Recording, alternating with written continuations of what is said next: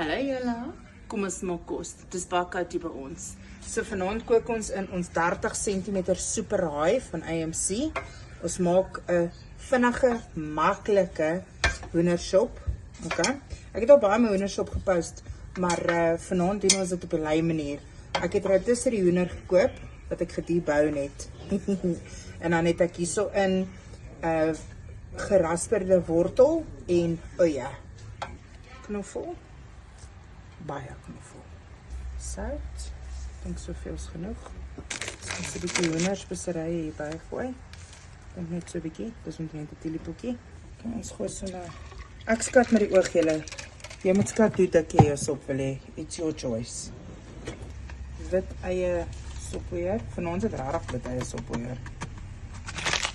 Shake. Julle ek het toch gegym vanaand hoor. Jo.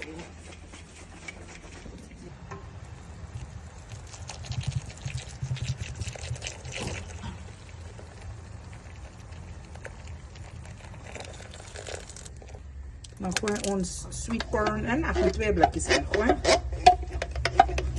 Okay, so natuurlik het julle seker al agtergekom, hierdie is nie 'n sop vir iemand wat op 'n diet is nie, hoor.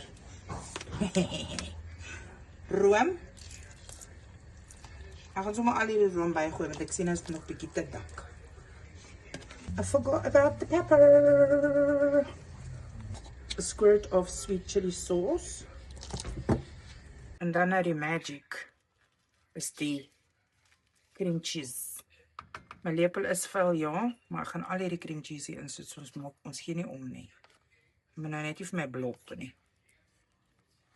Nou gaan ek die ouetjie toemaak. Hang vas. Laat daai kos lekker deurkook en smelt. En dan is hierdie ou reg om te eet.